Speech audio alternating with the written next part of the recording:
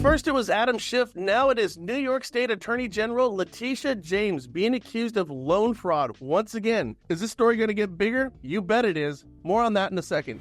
Did you know homebuyers right now are rushing to riskier loans as prices go up and tariffs start to go in place? Here's a fact according to CNBC. The share of borrowers applying for adjustable rate loans jumped to the highest in over 2 years. Mortgage rates jumped 20 basis points in 1 week, and homebuyers pulled back despite much higher inventory of homes for sale. By the way, riskier loans, not illegal loans. So what does this scream to you as a solution for loan officers? Well, this one's really easy. Non-QM. All day long. You have to start looking at non-QM as a viable option for you. This is a direction the market is going. This is the future of the mortgage market. Okay, so this is a great story. The FHFA, Fannie Mae, and Freddie Mac are going to start recalling mortgages that were obtained fraudulently. Oh, and yes, this is entirely political. Oh man, has this one got a lot of meat on the bone. And this is exactly where New York State Attorney General Letitia James jumps into the story. Do you think they found her loan accidentally when you consider all the fraud that's been going on over at Fannie and Freddie for the past decade? I think not. Just think about this for a second.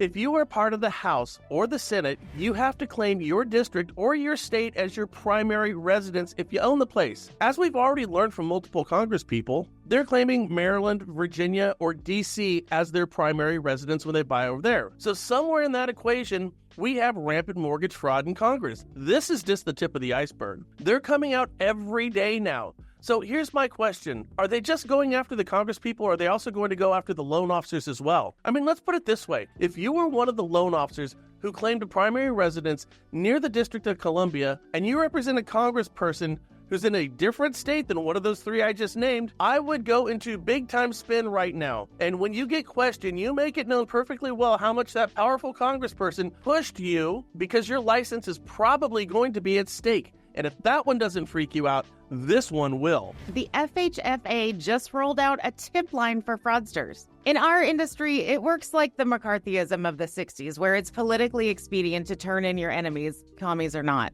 In our industry, it's always your competition that spills the beans on you. Always. You know, I remember going out and speaking to a New York State Attorney General at one point. His name was Andrew Cuomo, and I went there to go discuss the fine points of changing our appraisal management system in the residential real estate space. I was the last person to basically talk about HVCC and the Home Valuation Code of Conduct. And here's what his top attorney said, and I remember his name was Ben Losky. He said, "You might be right, but if it makes the governor look bad, we're not changing our stance." It's kind of scary to me.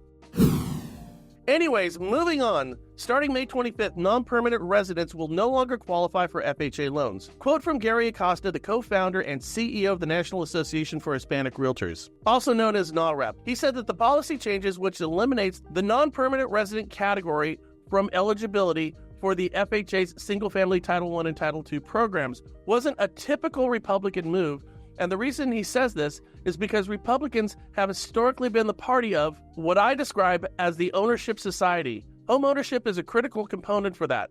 So to me, this is contrary to that point. I don't know about you, but I think this move is counterproductive. We are now officially in a buyer's market where we have more homes than buyers. And if someone is working lawfully in this country, I personally think that they should be provided the opportunity for home ownership if they can afford it. I think what they ought to do is reclaim all the properties that the Chinese bought around all the different military bases all across the country that we've known about for the past decade.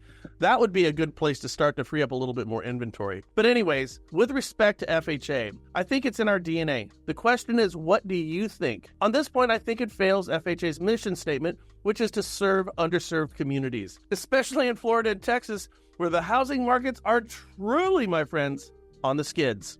I hope this helps.